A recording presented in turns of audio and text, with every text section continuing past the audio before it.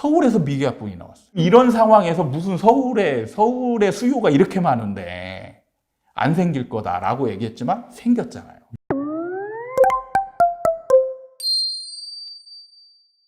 아파트 사이클 연구소 이현철 소장님 모셨습니다. 안녕하세요. 네, 안녕하세요.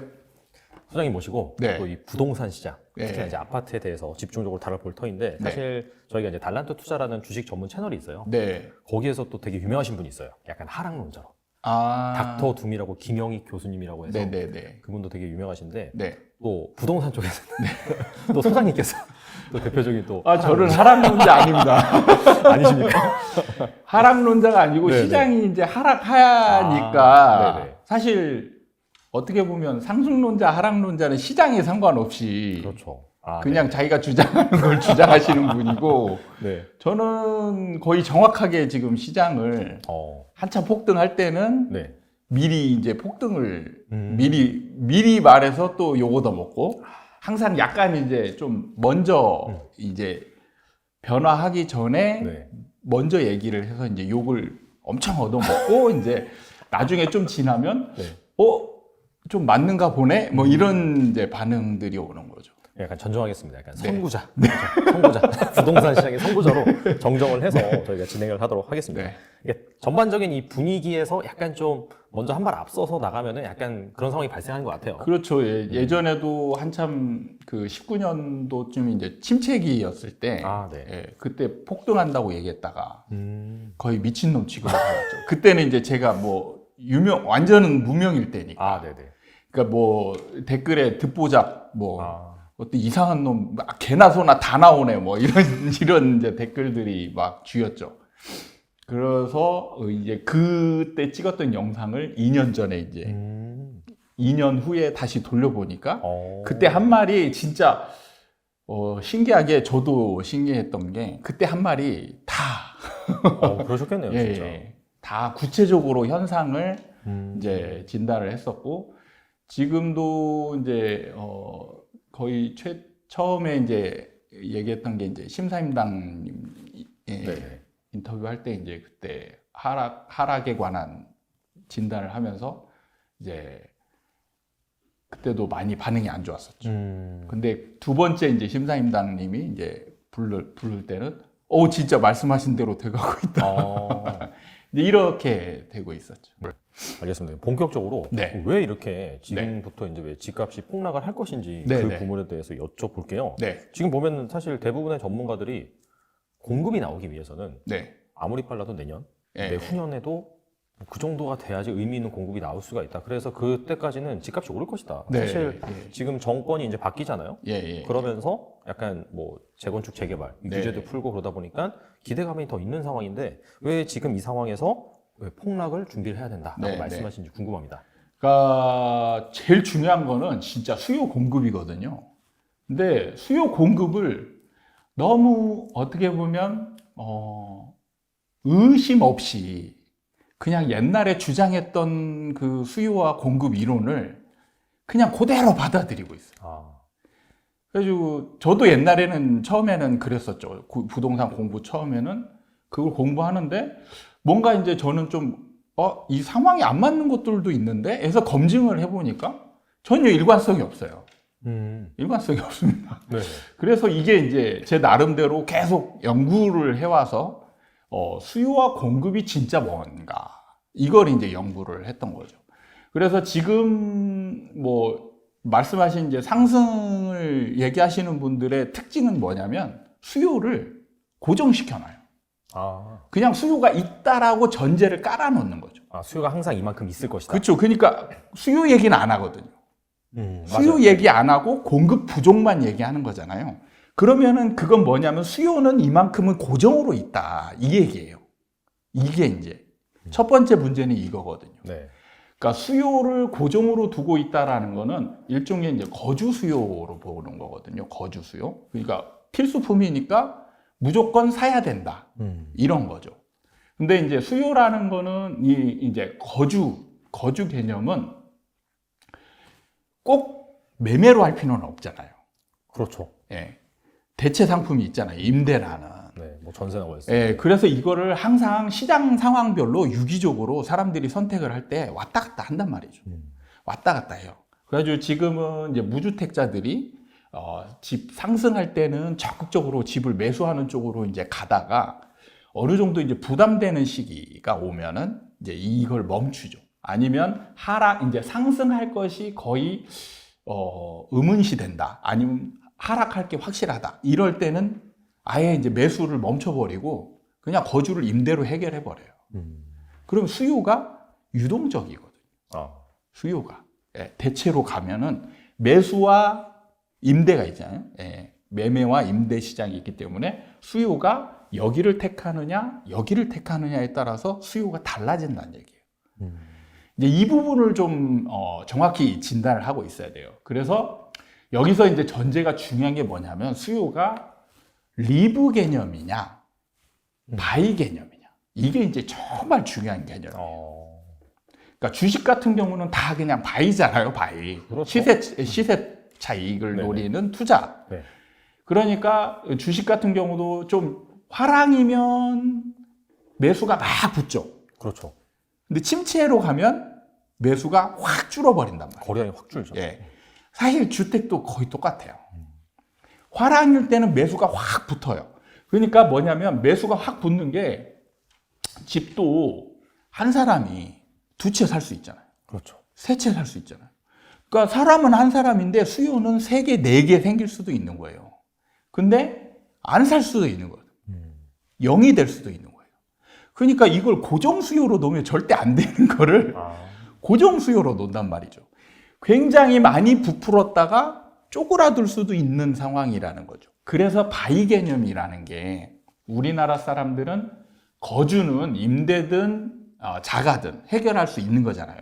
매수를 하면 그냥 이제 매수를 해서 거주를 해결할 수 있고 아니면 임대로라도 해결할 수 있기 때문에 시장 상황에 따라서 거주는 어떻게든 해결을 하고 시장 상황이 상승장이면 바이 쪽으로 많이 몰리고 이게 침체기 같다. 그러면 이제 그 바이를 멈추는 거죠. 리브 쪽으로 간다. 그렇죠.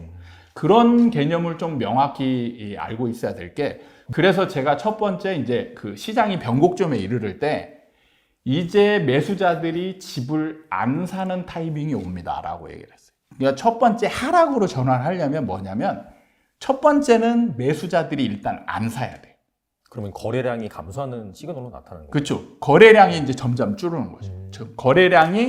그러니까 거래량이 폭발적으로 늘어났던 시점이 2000년 말 이제 후반부터 이제 폭발적으로 늘어나서 2001년 초반까지 거래량이 폭발적으로 늘어나거든요. 그때 이제 웬만한 살 사람들 많이 사고 그 다음에는 이제 집 가진 사람들이 호가를 확 높여버려요. 그런데 이제 불안한 매수자들이 어느 정도 쫓아가서 상승이 이제 폭등이 일어나는 상황이고 여기에서 매도자들이 호가를 더 올려버려요. 그러니까 예를 들어서 이제 옛날에 설명했던 게 실거래가가 10억이 나왔으면 옛날에는 매도자들이 호가를 한 11억 뭐 이 정도만 올렸는데 이제 상승장 끝 무렵에 가면 13억, 15억 막 이렇게 올려버리는 거예요. 그러니까 실거래가와 호가 갭이 엄청 큰 거죠. 그러니까 이제 매수자들이 쫓아가서 사고는 싶은데 갭이 너무 크니까. 실거래가와 갭이 너무 큰 거예요. 근데 물건이 다 그런 거밖에 없는 거예요. 실거래가 근처에 있는 매물이 하나도 없는 거예요. 그러니까 이거 뭐 어떻게 하지? 안 사는 거, 못 사는 거죠. 그게 이제 첫 번째 이런 상황이 벌어지면서 매수자들이 주춤하게 돼요. 주춤. 그래서 이제 그때부터 거래량이 확 줄어들거든요. 안 사니까. 네. 못 사는 거죠. 실제로는. 못 사는 거예요. 안 사는 게 아니고 매도자들이 집을 못 사게 만드는 거예요. 그러면서 전체적인 분위기가 이건 뭐지? 그냥 이렇게 되는 거죠. 사람들이 안 사기 시작하니까. 그러면서 이제 중간중간에 이제 팔려고 하는 사람 중에는 급한 사람들이 있거든요. 보통 보면 이제 일시적 1가구 2주택자나 이런 사람들은 시기를 정확히 맞춰야 되는 사람이 있어요. 그럼 이 사람들은 이제 그 시기를 넘기면 막 2주택자 되면서 중과 막 세금 엄청 두드러 맞고 그러니 좀 싸게 파는 게 낫거든요. 그런 사람들. 그렇죠. 그러니까 그런 사람들이 이제 급매물 사는 사람이 아예 없으니까 예전에는 좀 높게 내놔도 팔렸는데 사는 사람이 없으니까 이제 그런 사람들이 간간히 급매물을 내놓거든요. 그래서 이제 시장이 약간씩 하락하는 듯한 모양새를 나타내는 거예요. 근데 이럴 때 이제 효과가 나중에 나타나는 게 뭐냐면 규제의 누적 효과라는 게 생기죠. 네. 그러니까 그 상승장에는 문재인 정부 때 이제 규제를 막 한 30번에 가깝게 규제를 냈잖아요. 근데 이게 효과가 거의 없었죠. 효과가 없었는데 이게 아예 효과가 없는 게 아니고 묻혀 있는 거죠. 묻혀 있는 겁니다. 효과는 어느 정도 있는데 시장에서 그걸 그냥 묻어버리고 계속 상승하는 거죠. 근데 상승이 이제 흐름이 약해지면 이 그동안에 묻혀있던 약한 효과들이 이때 비로소 효과가 발휘되는 거예요. 그래서 매수자들이 조금이라도 틈새로 이렇게 삐죽삐죽 올라오는 매수자들이 있을 거 아니에요. 이 사람들까지 이제 그런 걸로 누르는 거죠. 그 다음에 이제 가장 마지막에 활용 정점을 딱 찍은 게 이제 대출 규제죠. 그렇죠. 예, 대출 규제가 나오면서 매수자들을 완전히 거의 이제 눌러버린 거예요. 그러니까 이제 지금 제가 그러면서 이제 이거는 앞으로 정체기가 펼쳐질 것이다. 네네. 이렇게 이제 되는데 여기에서 또 중요한 변화가 생깁니다. 지금 말한 거는 매매 시장의 우리나라의 매매 시장의 일반 시장을 얘기하는 거예요. 중고 시장. 그러니까 우리가 흔히 거래하는 아파트 매매 시장은 중고 시장이죠. 중고 시장. 그렇죠. 예. 우리가 이제 새 아파트를 사가지고 들어가서 어느 정도 살고 있는 거, 이런 게 이제 중고 시장이거든요. 그럼 신규 시장이 있어요. 네. 분양 시장. 이게 이제 나란히 있는 겁니다. 우리나라 매매 시장은 이 두 개가 있는 거예요. 두 개가. 매매 시장하고, 그러니까 분양 시장하고 일반 매매 시장. 네. 지금까지 제가 얘기한 시장은 매매 시장이에요. 그렇죠. 그러니까 매매 시장에서는 이제 이 상태가 계속 유지가 됩니다. 매수자들은 안 사고 매도자들도 안 팔아요. 이게 이제 정체기 상황이에요. 정체기. 네. 상승을 멈추고 이제 어느 정도 그냥 평평한 상황을 나타내는 이런 상황이 되면은 사실 하락하지도 않아요, 별로. 그리고 상승도 잘 안 하고. 근데 여기에서 만약에 다른 변화가 없이 시간만 그냥 오래 가잖아요. 그럼 어떻게 될 것 같아요? 시간만 계속해서 흘러간다. 예. 만약에 이제 분양 시장이 분양 시장에 고려하지 않고 그냥 매매 시장만. 그렇죠. 매매 시장만 보면. 그러면은 그냥 글쎄요. 크게 오르진 않아도 전반적으로 쭉 가지 않을까요? 그렇죠. 다시 상승합니다. 그러니까 버티는 힘이 누가 더 강하냐? 집 가진 사람이 훨씬 더 강해요.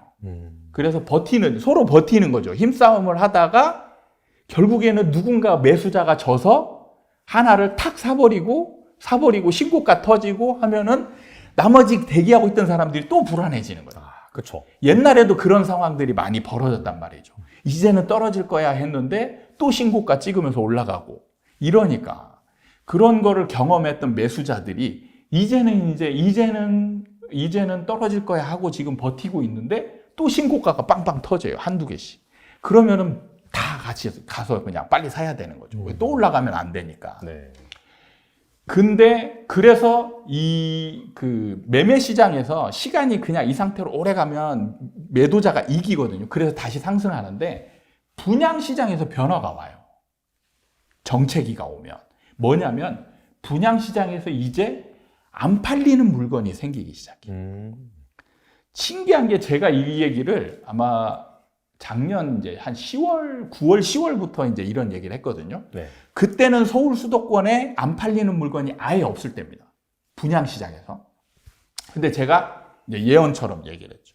분명히 경기도 외곽에서 이제 안 팔리는 물건들이 생길 것이다. 그리고 미분양이 생길 거고, 그 다음에 그게 점점 안으로 들어와서 경기도 핵심 지역도 그런 게 생길 거고, 결국에는 서울에도 안 팔리는 물건이 생길 것이다.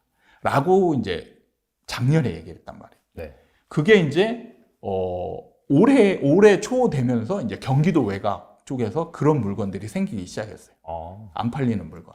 그 다음에 이제 한참 이슈를 이뤘던 게 송도에서. 네. 송도에서 이제 미분양 났다. 그때 분위기가 인천이 제일 좋았었거든요. 분위기가, 이제 경기도하고 서울은 거의 막 꺼져 있는 상황에서 인천 같은 경우는 그래도 약간은 상승 흐름이 이어지던 상황에서 갑자기 송도에서 미분양이 탁 나온 거예요. 미계약이. 그리고 지금도 이제 많이 송도가 미계약분이 많이 나오고 있죠. 그 다음에 이제 최근에 서울에서 미계약분이 나왔어요. 아, 진짜요? 예. 서울이 이제 그 저쪽 그 어디죠?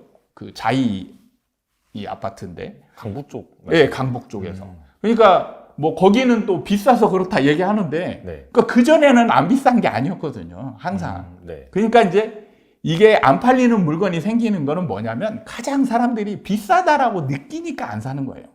예. 그러니까 이런 물건이 처음에는 작년만 해도 이런 물건이 안 생긴다. 서울에 생길까요? 저한테 굉장히 많은 댓글들이 달렸었어요. 서울은 안 생깁니다. 확신을 갖고. 그렇죠. 안 팔. 지금 이런 상황에서 무슨 서울의 수요가 이렇게 많은데 안 생길 거다라고 얘기했지만 생겼잖아요. 그러니까 이런 게 생기면 이게 처음에 매기약분이 생기잖아요. 그러면 다음 현장이 이어져요. 이어지게 됩니다. 그래서 이제 분양시장에서 안 팔리는 물건이 점점 많이 생기게 돼요. 그러면 이게 이제 일반 시장에 영향을 주게 돼요. 이 분양시장이 일반 시장에 영향을 줘서 일반 시장이 매수자가 버티는 힘을 더 강하게 만들어주는 거죠. 이게 이제 여기 매수자는 이쪽 일반 매매 시장도 갈 수 있고 분양 시장도 갈 수 있어요. 수요자는. 근데 공급자는 약간 다른 느낌이거든요. 그러니까 일반 시장의 공급자는 팔려고 하는 사람이잖아요. 팔려고 하는 사람은 시장 상황에 따라서 마음이 왔다 갔다 해요. 좀 상승장이면 걷어들이고 안 팔려고 하고 호가를 올리고 이런 걸 제가 이제 적극성이라고 표현을 하거든요. 네, 적극성이라고 하는데 적극성이 굉장히 약해지죠. 근데 분양시장에서의 공급자는 건설회사거든요. 네. 건설회사는 시장 상황이 좋다라고 해서 팔던 물건을 걷어들이고 야, 나 분양가 올릴 거야. 이게 안 되는 거죠. 정해진 가격에 그냥 무조건 파는 거예요. 네. 이게 이제 공급자가 다른 거예요. 공급자의 역할이 다릅니다. 그래서 시장을 나눠서 이렇게 구분을 할 줄 알아야 돼요. 근데 다른 전문가 중에 분양시장을 얘기하는 분은 저는 한 분도 못 봤어요. 예. 그러니까 일반 시장만 얘기하는 거죠. 네. 그러니까 일반 시장만 얘기하면 그게 맞아요. 상승론자들이 하는 얘기가 맞습니다. 근데 분양시장하고 연계가 됐다는 거를 명심해야 돼요. 분양시장에서 지금 변화가 생기고 있어요. 그래서 그 지금 대표적인 사례가 어디냐? 대구예요. 거기 미분양 엄청 늘고 있더라고요. 그렇죠. 그러니까 대구가 처음에 이제 그 미분양이 달서구 쪽에서 생겼거든요. 네. 달서구에서 생겼을 때 제가 이제 대구는 앞으로 이제 하락 시장이 심해질 것이다. 그리고 미분양이 엄청 늘어날 것이다라고 했을 때 댓글에 뭐가 달렸냐면 대구의 수성구는 절대 아니다. 왜? 강남 같은 데니까. 근데 결국에는 수성구에도 미분양이 생겼거든요. 그러면서 지금 대구 시장이 전체적으로 침체로 지금 계속 가고 있는 중이죠. 네. 그러니까 이 미분양이 미치는 역할이 어마어마해요. 그게 뭐냐면 매수자 입장에서 안 팔리는 물건이 있다라는 게 중요한 거예요. 안 팔리는 물건. 팔려고 하는데 분양은 무조건 팔아야 되는 거잖아요. 무조건 팔아야 되고 지금까지는 새 아파트이기 때문에 가장 좋은 물건이었어요. 그렇죠. 선호하는 물건.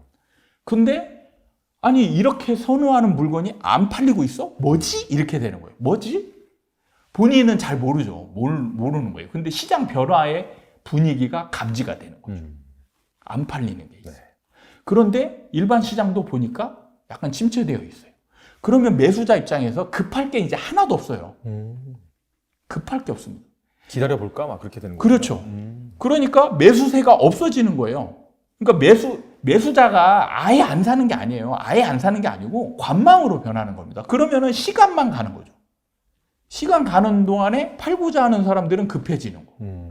예. 이렇게 해서 점점 안 사려고 하는 사람이 늘어나면 분양시장의 미분양, 안 팔리는 물건이 늘어나게 되고 그러면 이것 때문에 일반 시장의 매매 물건도 안 팔려요. 안 팔립니다. 그럼 얘네들이 이제 호가를 낮춰야 되죠. 네. 호가를 낮추면 얘네들이 더 안 팔리고 처음부터 이제 안 팔렸던 물건 중에 마이너스 P가 생겨요. 그럼 얘가 가격이 다운된다는 얘기잖아요. 네. 얘가 떨어지고 얘도 떨어지고 이게 이제 일종의 반대 방향 하락적으로 시너지 효과를 내는 거예요. 이렇게. 네. 그러면서 떨어지는 거예요. 그러니까 이 메커니즘을 좀 이해를 해야 돼요. 이 메커니즘을 이해를 못하면 그냥 이 아파트 시장을 절대 이해할 수 없어요. 예. 그러면은 지금 약간 작년부터 좀 거래량이 줄어든다든지 네. 그런 부분이 있었고, 네. 그 다음에 사실 이 상태로 그냥 쭉 가다 보면은 뭐 조금이라도 계속해서 오르는 네, 네. 그런 아파트 가격이 그런 시장이 형성될 수 있는데, 분양 시장에서 네. 지금 의미 있는 미분양 물량이 나오고 있다. 그렇죠. 그게 중요하다. 예, 예. 근데 대다수의 이제 전문가들이 얘기하는 거는 이제 좀 시점의 차이지, 네. 어차피 이제 아파트 시장 많이 올랐기 때문에 네. 전반적으로는 횡보를 하거나 네. 안정이 되거나 아니면 하락할 수 있다. 네. 하지만 그건 지방의 문제지. 네. 사실 서울이나 수도권 같은 경우에는 뭐 GTX 개발도 있고 여러 가지 호재도 있고 다 여기에 살고 싶어 하기 때문에 네. 여기는 안 빠질 거다. 네. 그런 얘기가 많거든요. 네. 근데 그럼에도 불구하고 이쪽도 다 같이 빠진다라고 보시는 건가요? 그렇죠. 당연하죠. 어. 이건 무조건 필연입니다. 어. 그러니까 왜 그러냐면 사람들은 바이 개념인데 바이 개념의 제일 큰 특징은 뭐냐? 시세 차익이 없으면 안 사는 거예요. 주식하고 거의 똑같은 개념이에요. 그러니까 거주를 해결하면서 시세 차익을 노리는 거예요. 네. 그렇죠. 사실 아파트 사는 게 그거죠. 예, 시세 차익을 노리는 겁니다. 그래서 시세 차익이 안 생긴다. 그럼 굳이 살 필요가 없죠. 왜? 안전한 시세 차익이 전혀 없지만 손해를 안 보는 전세라는 제도가 있잖아요. 그렇죠. 그리고 돈이 훨씬 적게 들어가잖아요. 예를 들어서 어떤 아파트다. 그러면 매매가는 10억이면 여기 전세가는 6억 정도 하잖아요. 그럼 거주만 해결한다라고 한다면 6억으로 들어가는 게 훨씬 나은 거잖아요. 그렇죠. 그리고 이제 떨어질 것 같으면 10억의 매매가를 샀어요. 그럼 얘는 이제 떨어지면 9억, 8억, 7억이 될 수 있지만 6억에 들어간 집은 계속 6억이거든요. 나는 절대 손해보지 않아요. 네. 그렇죠. 그 개념이 우리나라에만 있는 제도이기 때문에 사람들은 다른 나라보다 더 굉장히 심하게 바이 개념, 시세 차익 개념으로 더 자리가 잡혀 있어요. 우리나라 사람들이. 그러니까 안전할 때, 떨어질 때는 안전한 걸로 옮겨 타는 거죠. 임대가 안전하니까. 네. 월세 개념이 아니니까 전세 개념이니까 훨씬 더 안전한 거예요. 그렇죠. 그래서 떨어지는 칼날은 피해 있는 거죠. 임대로. 그러니까 주식은 사실 피할 방법이 없잖아요. 개인들은 공매도를 칠 수도 없고. 그렇죠. 사실. 그러니까 현금 보유하라고 하는데 사실 현금 보유가 쉽지가 않잖아요. 아, 주식하는 사람한테 현금 들고 있으라고 한 말이 제일 힘들어요. 사실. 네, 그게 제일 힘들거든요. 네, 실제 저도 이제 주식 투자를 해봐서 아, 네네. 현금 들고 있는 거는 거의 미치는 거죠. 네, 맞아요. 근데 주택은 가능하거든요. 어차피 필수품이기 때문에 주거는 무조건 해결을 해야 되는 거예요. 그러면 매매냐 임차냐 해결을 해야 되는 거니까. 그럼 임차로 해결을 하면 되는 거니까. 그래서 이 바이 개념이 시세 차익 개념이 정말 중요한 거예요. 시세 차익이 안 생긴다. 안 생기는 게 본인 입장에서 확실하다. 안 삽니다. 안 사요.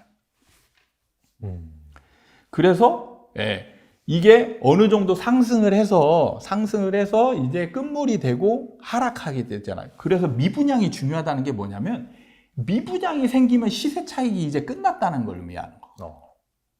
미분양이 생기는 거는 시세 차익이 끝난 거를 우리가 경험을 통해서 알고 있어요. 그래서 미분양이 중요한 시장의 변수다라고 미분양에 관한 얘기는 전문가들도 덜어 해요. 미분양이 생기면 안 된다.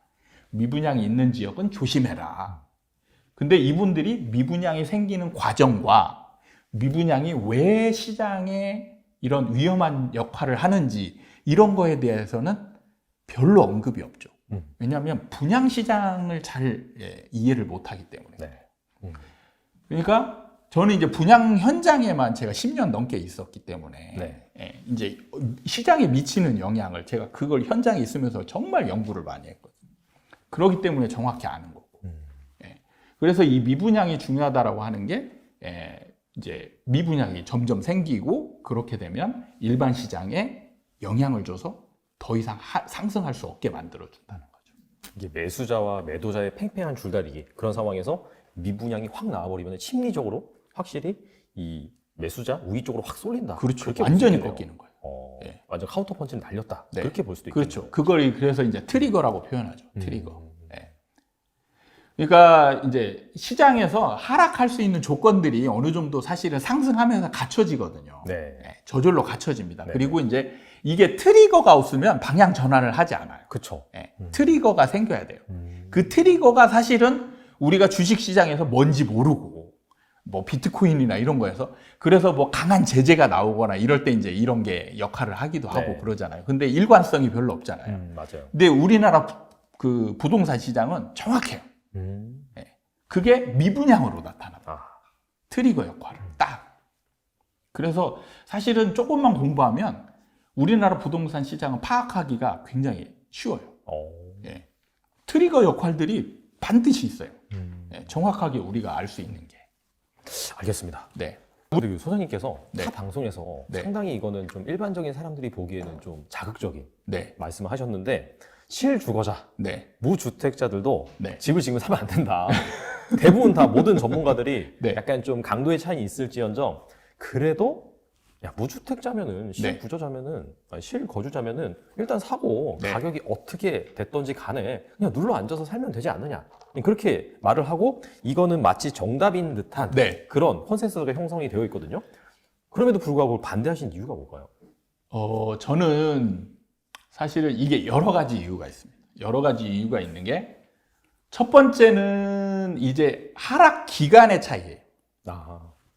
사실은 대부분 좀 실거주임에도 하락함에도 불구하고 사도 괜찮다라고 얘기하는 거는 네.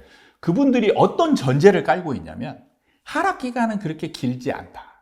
길지 않다. 예. 그러니까 예를 들면 주식 같은 경우 삼성전자나 이런 거는 좋은 종목이니까 네. 사도 된다. 그러잖아요. 네. 또 떨어져도 버티지 그러면 돼. 네. 근데 그 버티는 기간이 생각보다 사람들은 짧게 여기고 있다라는 거죠. 그러면은 이게 언제 하락하고 언제 올라갈지 모르니까 그렇죠. 그거를 정확하게 내가 짚어낼 수 있으면 신이지. 맞아요. 예, 그러니까 이런 거는 좋은 종목은 그냥 그런 거를 정말 바닥을 구하려고 하지 말고 적당한 시점에 그냥 네가 살 수 있으면 사라. 그거 어차피 너는 거주는 해결해야 되는 거 아니냐. 그렇죠. 이런 얘기. 그러니까 굉장히 좋은 논리예요. 논리인데 여기서 맹점이 뭐냐면 부동산 시장은 하락 기간이 길다는 얘기. 길어요. 그러니까 2008년도에 하락할 때도 2008년, 9년, 10년, 11년, 12년, 13년, 14년 정도까지 하락을 했어요. 7년 동안. 이 기간에 약간의 등락은 있었지만 그냥 거의 하락이었어요. 장을 대고 쫙 그어보면 약간 추세선이 밑으로 네네. 향하는. 네. 그거에서 벗어나지 않기 때문에 여기서 집을 가진 사람은 7년 동안 돈을 벌 수 있는 기회가 없는 거예요. 그냥 손해만 보는 거죠. 그러니까 저는 이걸 아는 사람 입장에서는 말리고 싶죠. 이미 이제 하락으로 전환되면 앞으로 7년 이상 하락할 가능성이 많은데 그걸 굳이 이걸 맞을 필요가 있냐 이거죠. 예. 그 다음에 두 번째는 자, 뭐 그래 7년 하락하는 거 버티면 되지 않냐. 결국에 우상향. 네. 여기서 버티냐의 개념이 중요합니다. 네. 버틸 수 있느냐의 문제예요. 자, 지금 여기서 여러분들이 제가 실거주자를 가능하면 말리는 이유가 뭐냐면 지금 집을 매수하려고 하는 실거주자들은 대부분 부자가 아니에요. 그렇죠. 예, 부자가 중요해서. 아닙니다. 네. 지금 이 집을 자기 돈 현금 다 주고 살 사람도 별로 없어요.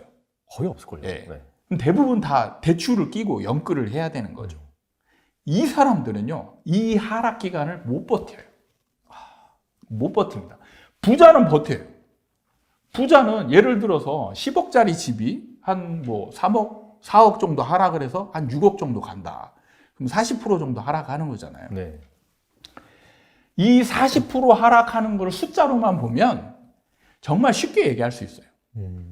그냥 버티면 되지. 그 40% 그거. 어차피 돈 많으니까. 네. 근데 여기서 예를 들어서 50억 가진 사람이 네. 10억짜리 집 사가지고 네. 60% 이게 하락하는 것과 네. 4억 있는 사람이 네. 4억이 있는 사람이 6억 대출 받아가지고 10억짜리 집을 사서 네. 6억이 되면 얼마예요? 자기 전 재산이 빵원이잖아요. 다 날라갔네요. 예. 이 사람은 못 버텨요. 그러니까 이걸 알아야 돼요. 그러니까 저는 이런 사람들을 제가 분양 상담을 하면서 수천 명을 상담을 했어요. 근데 이 사람들 표현이 진짜 제가 듣고 있으면 제가 눈물이 날 정도로 절절해요. 근데 겪어보지 않은 사람은 이 느낌을 몰라요. 겪어보지 않았으니까. 지금도 하락장을 얘기하잖아요. 하락장을 이 뭐라고 할까 공감하는 느낌이 하나도 없어요. 경험을 안 해봐서. 이거를 자기가 집을 가지고 하락하는 것을 경험한 사람과 안 한 사람은 진짜 천지 차이예요. 거의 제가 죽는다는 표현을 하거든요. 죽을 것 같아요, 이 사람들은. 그러니까 일상이 지옥이에요. 집을 샀는데 내 돈 정말 죽으라고 노력해서 4억을 벌었어요. 4억을 모아놨어요. 4억을 가지고 10억짜리 집을 샀어요. 집이 떨어지기 시작합니다. 1억이 떨어졌어요. 그럼 여기서 이제 어떤 감정이 생기냐면 후회라는 감정이 생겨요. 안 살 걸. 그냥 조금만 참았으면. 그러면서 와이프랑 얘기할 때 이런 얘기를 하는 거죠. 안 살 걸. 근데 여기서 또 뭐냐? 영끌을 했잖아요. 대출이 나가. 그렇죠. 이자가 나가. 근데 지금 이자도 이제 올라가잖아요. 계속 올라가잖아요. 예. 네. 그럼 이게 이제 생활비에서 차지하는 비중이 계속 늘어난단 말이죠. 그럼 생활이 팍팍해지죠. 생활이 팍팍해져요.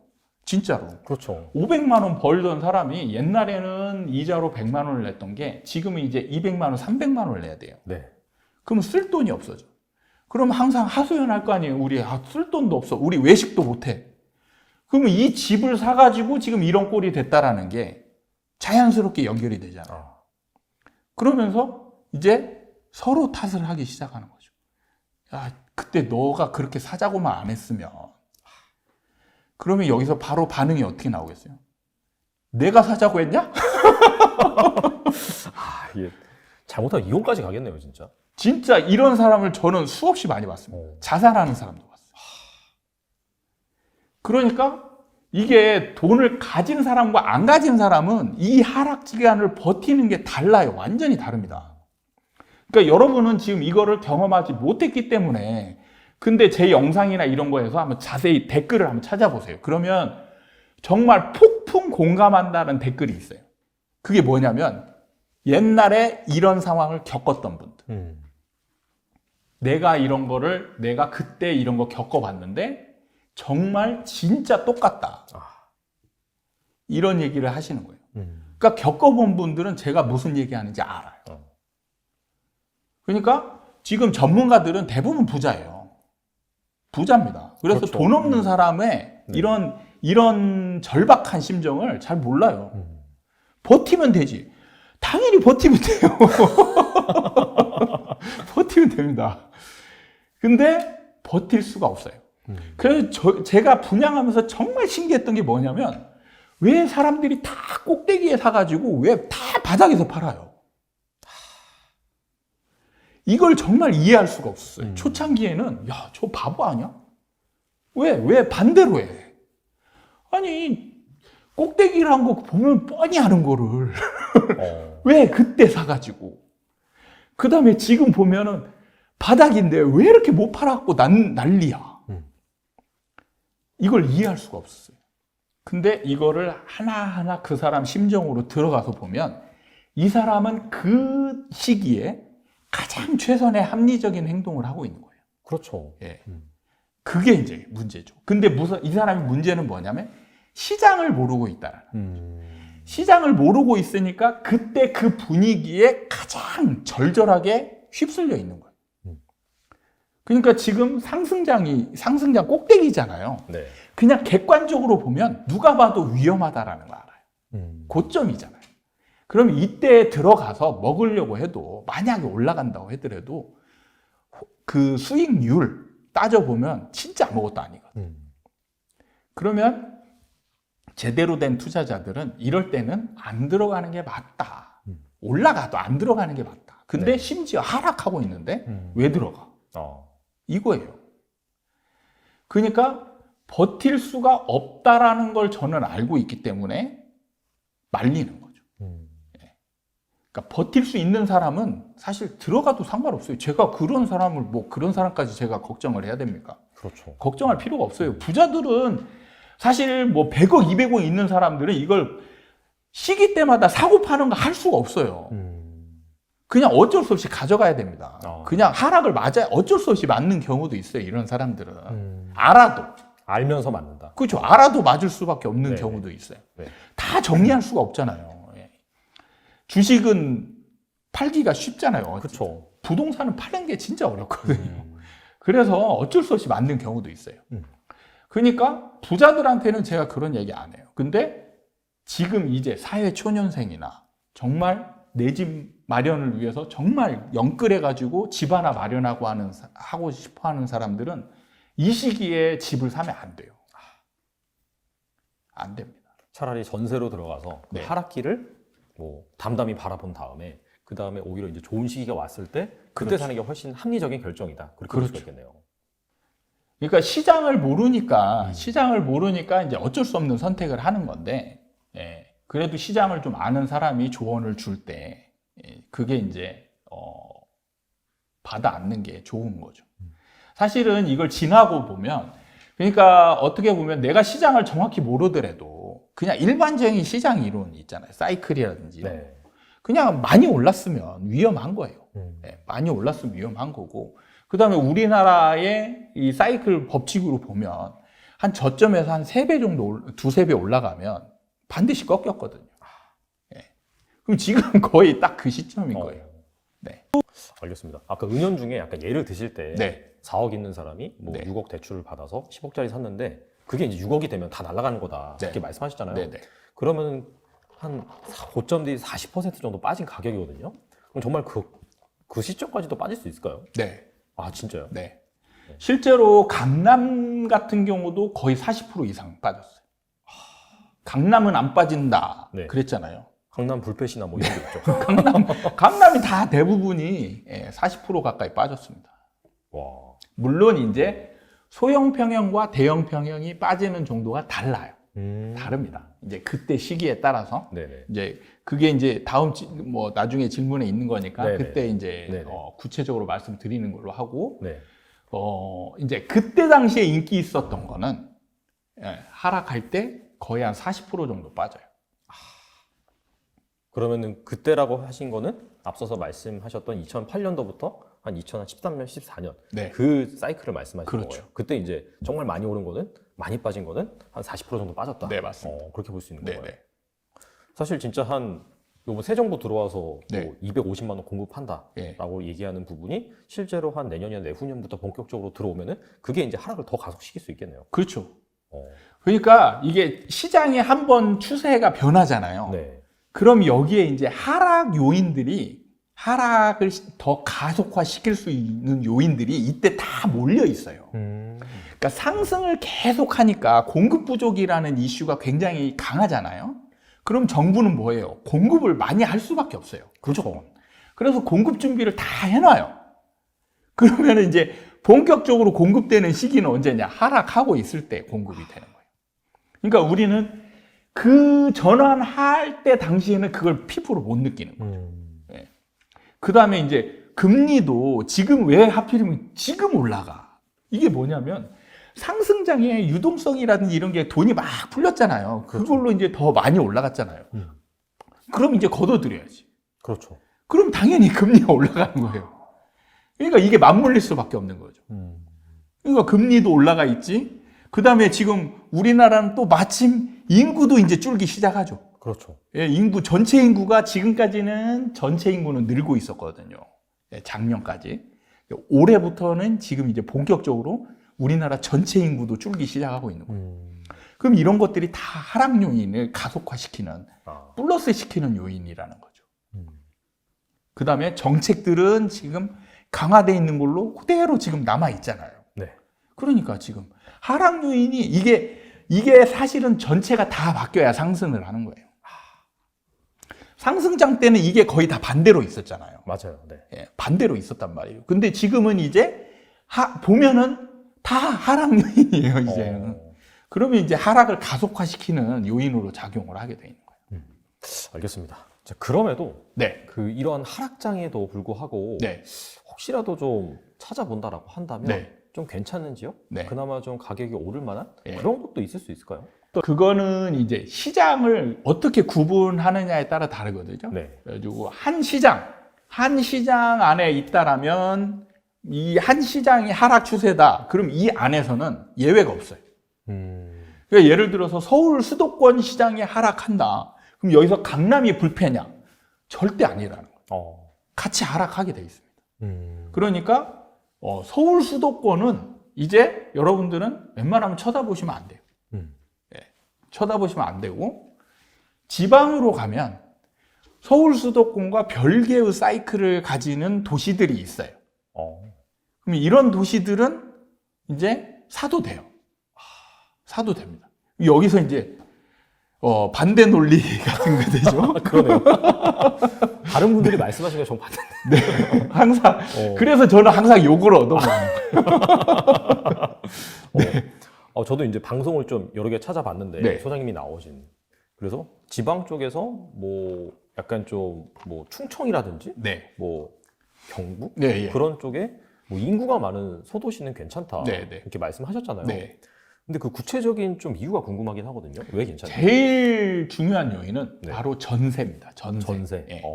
그러니까 제가 첫 번째 책을 썼을 때 전세가를 알면 부동산 투자가 보인다. 네. 그러니까 서울 수도권의 이 하락 추세를 벗어나게 만든 게 바로 전세예요. 그러니까 그때 당시에 여러분들은 이제 기억이 아마 정말 가물가물할 거예요. 기억도 안 날 겁니다. 그때 상황이. 네. 그러니까 2014년, 15년 이때의 매매 시장을 보면 네. 사람들이 집을 안 샀어요. 안 사서 그때 박근혜 정부가 뭐라고 했냐? 제발 빚 내게 막 빚을 대출을 막 해줄 테니까 제발 빚 내서 집 사세요. 제발 하소연했어요. 안 사. 그러니까 자 이때 전문가들이 무슨 얘기를 했냐면 자 사람들이 집을 안 사요. 특히 2030 세대들이 집을 절대 안 산대요. 그래서 여기 이제 앞으로 우리나라 집값은 오를 일이 없습니다. 라고 얘기했던 게 네. 2014년 그 당시였어요. 근데 집값은 올랐잖아요. 그때부터 올랐나요? 예. 2014년부터 이제 슬금슬금 올라가거든. 네. 그 사람들이 집을 안 사는데도 불구하고 집값을 올리게 만든 게 바로 전세예요. 예. 그때 당시에 전세가율이 이제 매매가와 전세가 갭을 얘기하는 거거든요. 그쵸. 네. 비율. 네네네. 전세가율이 정말 높았어요. 왜?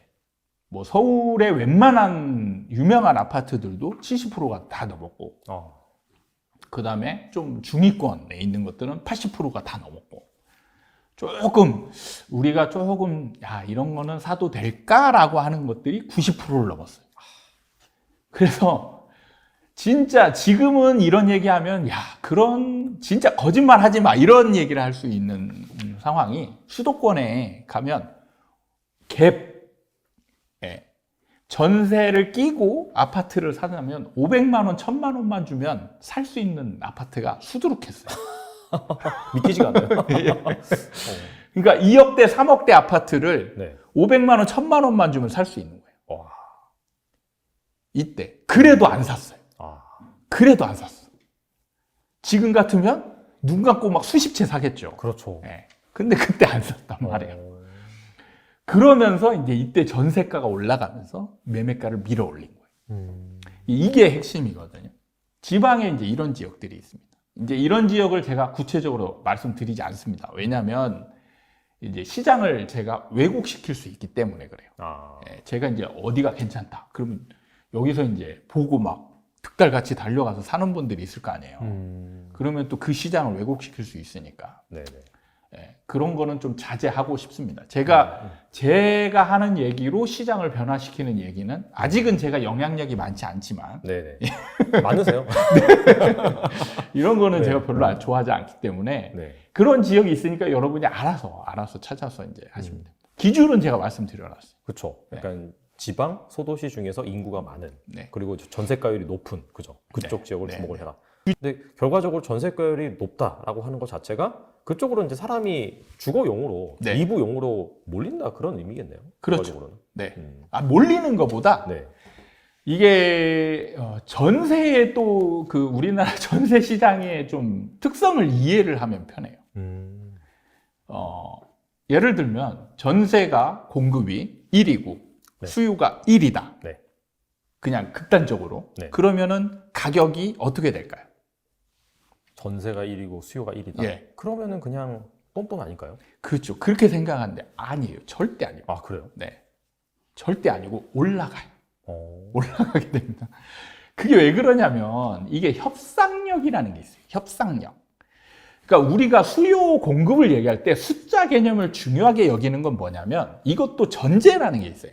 전제가 뭐냐면 공급이 그냥 지속적으로 이렇게 하기 때문에 그런 거예요. 그냥 무조건 팔려고 하는 사람을 전제로 하기 때문에 그래요. 근데 자 여기서 협상이라는 게 들어가면 달라집니다.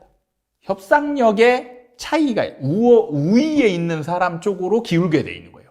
똑같이 1대1이라고 하더라도 협상력이 우위에 있는 사람 쪽으로 원하는 방향으로 가게 돼 있는 거죠. 그러면 임대인의 협상력과 임차인의 협상력을 비교하는 거예요. 누가 우월하냐? 임대인이 월등하게 우월합니다. 그러니까 뭐냐면 가장 중요한 건요. 임대인은 가격을 올리려고 하는데 손해볼 게 없어요. 손해볼 게 없습니다. 그렇죠. 예, 그래서 일단 올리고 봐요.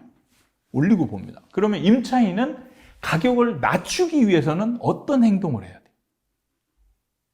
뭐 일단은 협상을 하긴 하는데. 예, 협상을 하는데 네. 협상이 내가 뭔가를 쥐고 있어야 그렇죠. 그게 이제 들어먹힐 거 아니에요. 무조건 가격을 나는 깎아줘 라고 한다고 해서 이 사람이 들어먹히냐? 안 먹히죠. 자, 임대인은 가격 못 올려줘. 그리고 너 안 할 거면 나가. 이거잖아요. 그렇죠. 임차인은 나 가격 못 올려줘. 임대인도 나가. 이게 안 되잖아요. 그렇죠. 그럼 뭐예요? 내가 나갈게 해야죠. 내가 나갈게. 네. 내가 나갈게 해야 되잖아요. 자, 근데 여기서 문제는 나가는 사람이 손해가 발생하는 게 있어요. 현실적으로. 이사 비용이 많이 들어요. 그렇죠. 그러니까 여러 가지 손해보는 게 생기는 거예요. 나가는 사람이. 그러니까 자 여기서 협상력을 누가 우위를 가지고 있냐? 임대인이 무조건 가지고 있는 거예요. 그러면은 자 여기서 이제 냉정하게 분석을 했을 때 임차인은 이사 비용만 계산을 해봐도 거의 최소 500은 깨져요. 500만 원 정도. 자, 근데 전세에서 이 현실적으로 500만 원이 날아가는 거를 전세로 환산하면 얼마 정도 되냐? 최소한 1억 가까이 됩니다. 그러니까 전세금을 1억을 올려주면 1억을 손해보는 게 아니잖아요. 그렇죠. 약간의 이자 개념이 손해보는 거죠. 그렇죠. 그럼 이자 개념으로 환산을 하면 500만 원 정도 되면 이게 1억 정도 되는 거예요. 그러면 임차인 입장에서는 1억 미만은 올려주는 게 오히려 이사를 안 가고 자리에 있는 게 더 나은 선택이 되는 거죠. 그러면은 지금 이런 상황을 고려하면 협상력이 이미 기울어져 있잖아요. 그렇겠네요. 네. 그러니까 전세라는 상품은 균형을 이루고 있으면 무조건 올라가게 돼 있어요. 전세는. 그래서 그 개념을 이해하고 있어야 돼요. 그 개념을. 그래서 여러분이 만약에 임차로 있다고 하더라도 어느 순간부터는 전세가가 올라간다라는 개념을 숙지하고 있어야 돼요. 그래야 나중에 시장을 제대로 파악할 수가 있는 거예요. 그래서 이게 사람이 몰린다고 해서 전세가가 올라가는 게 아니에요. 그걸 개념을 도입하잖아요. 그러면은 도시를 분석하는데 인구 유입이 없어. 근데 새로운 입주 물량이나 이런 거는 계속 있어. 네. 그럼 전세가가 올라갈 일이 없잖아요. 그죠? 근데 올라가. 왜 올라가? 이거를 이해를 못 하는 거죠. 일반인들은 자기가 배운 경제 상식을 가지고 이제 대입을 해볼 거 아니에요. 네. 인구가 늘어나야 올라가는데 인구가 줄고 있어. 그리고 새로운 집은 계속 생겨. 아니, 집은 넘쳐나는 것 같은데 왜 올라가지? 이 이제 자가당착에 빠지는 거죠.